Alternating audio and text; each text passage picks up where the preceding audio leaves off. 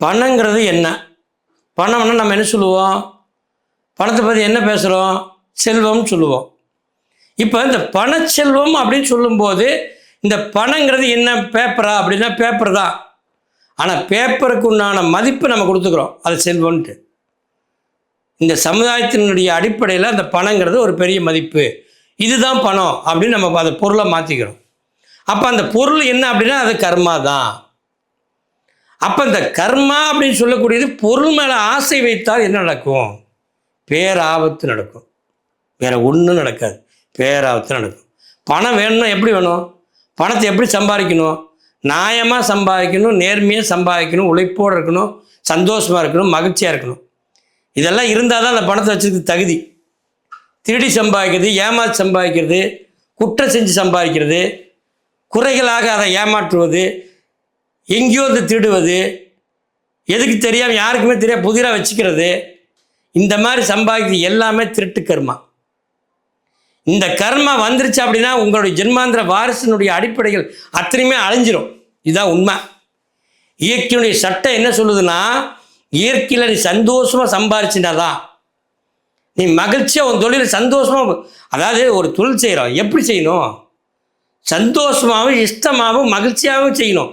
அப்போ தான் அந்த தொழிலை விருத்தியாக முடியும். நீ செய்கிற தொழிலையே வந்து பாதகமாகவும் சூதகமாக வச்சு செஞ்சுன்னு வச்சுக்க, என்ன ஆகும்?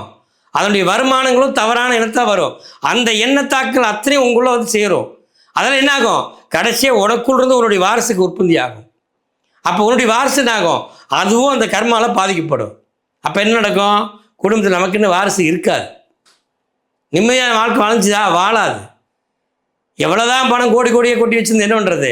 வாழ்க்கையில் நிம்மதியும் நம்மளுடைய குழந்தையுடைய வாழ்க்கையும் சந்தோஷம் இல்லைன்னா அப்புறம் என்ன பண்ணுறது? அது தெரியாமையே நிறைய சம்பாதிச்சுட்டு இருக்குதுங்க. நல்லா ஒன்று புரிஞ்சுக்குங்க, சம்பாதிக்குன்னா உண்மையான அன்பு பாசப்பற்றோடு இருக்கணும்.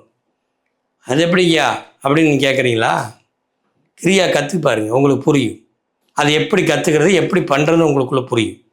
கிரியா எடுக்காமல் நீ எந்த ஒரு சூட்சமத்தையும் கற்றுக்க முடியாது.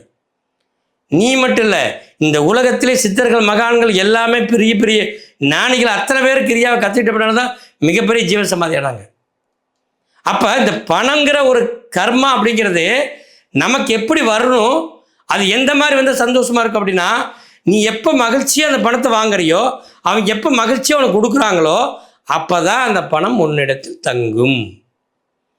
அதுதான் இயற்கையினுடைய சட்டம். அதுவே நீ துரதிர்ஷ்டமாக அந்த பணத்தை வாங்கின அப்படின்னா அது என்ன பண்ணும்? ஒன்றுக்குள்ளேயே உன்னை வச்சு செய்யும். அப்போ என்ன ஆகும்? ஒரு குறிப்பிட்ட நாளில் உன்னை அழிக்கும்.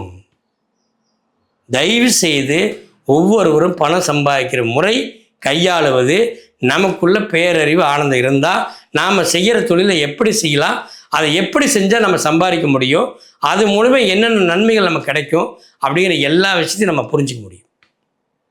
அப்போ புரிஞ்சுட்டு செய்யும்போது நம்ம குடும்பம் நல்லா இருக்கும், நம்ம குழந்தைகளும் நல்லா இருப்பாங்க, நம்ம குழந்தைங்க நல்லா படிக்கும், பெரிய வேலை வாங்கும், மேதைக்கு போகும், எல்லா விதமான அதிகாரமும் கிடைக்கும். உன்னால் சாதிக்க முடியாத ரகசியங்கள் உலகத்தில் எதுவுமே கிடையாது. ஆனால் சாதிக்கணும் உங்களுக்குள்ள வெறி வேணும். ஆனால் வெறி வேணும்னா அதுக்காக ஆசைப்படக்கூடாது. அதை யூகம் பேரறிவாக பயன்படுத்தணும், கண்டுபிடிக்கணும், புதுசாக கண்டுபிடிக்கணும். இப்போ தான் சொல்கிறோம்ல, கலர் கலராக கண்டுபிடிச்சான் ஐயா, டிசைனாக கண்டுபிடிச்சான் ஐயா, பேசுகிறோமா இல்லையா? அந்த மாதிரி நாமளும் ஒரு டிசைனிங் ஆகணும். ஆகும்போது நமக்குள்ளே எல்லாமே புரியும். பல கலர்ஸ் இருக்குது நமக்குள்ளே, அந்த பல கலர்ஸ் உள்ளே கொண்டாடணும். கொண்டு நீ நினச்சிக்க, வள்ளலார் சொன்ன மாதிரி 7 வாசல் திரை, இந்த 7 திரை தானே யார் நீயே இறைவனை பார்க்க முடியும். அப்போ இந்த 7 துறைக்குள்ளே 7 வண்ண கலர் இருக்குது.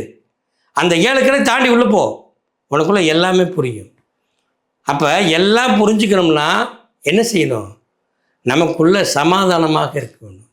அதான் சொல்லுவாங்க கிறிஸ்டினில், சமாதானமாக இருங்கள். சமாதானங்கிற அர்த்தம் என்னன்னு உங்களுக்கு புரியல இன்னுமே. எல்லாமே சமம் என்று நினையுங்கள். இந்த சமந்தான் மிகப்பெரிய ரகசியமே. நல்லா ஒன்று புரிஞ்சுக்குங்க, உங்கள் வாழ்க்கையில் நீங்கள் சாதிக்க வேண்டியது எல்லாமே சமாதானம் தான். இந்த அற்புதமான கலை எடுத்துட்டிங்கன்னா நீங்கள் சமாதானம் ஆயிருவீங்க. அதாவது உங்கள் கர்மா உங்களை கம்முனே இருக்க சொல்லி விடாது. அதை சொல்லுவாங்களே, இந்த குட்டிச்சாத்தா வேலை செய்யுது. அந்த குட்டிச்சாத்தா மாதிரி நம்ம கர்மா வந்து ஒரு குட்டிச்சாத்தா. இது வர்றோம் போவோம் நம்மளை தூண்டிக்கிட்டே இருக்கும். ஏதாவது ஒன்று பண்ணுன்னு சொல்லிகிட்டே இருக்கும். இதை அடக்கி சமாதானப்படுத்தி அமைதியாக வாழ்ந்தால் தான் மனிதன். இதை உங்களுக்குள்ளே புரிஞ்சால் சரி. அப்போ உங்களுக்கு என்னன்னு தெரியும் உங்கள் வாழ்க்கை. இதுதாங்க உண்மை. பணம் வானா வரும், போனா போகும். அந்த பணத்தை எப்படி வரவழைக்குங்கிற ஒரு மிகப்பெரிய டெக்னிக்கல் தாங்க இந்த கிரியா யோகம். இதை கற்றுக்கிட்டு உங்கள் வாழ்க்கையில் மகிழ்ச்சியாக வாழணும், ஆனந்தமாக வாழணும், அற்புதமாக வாழணும். நன்றி, வணக்கம்.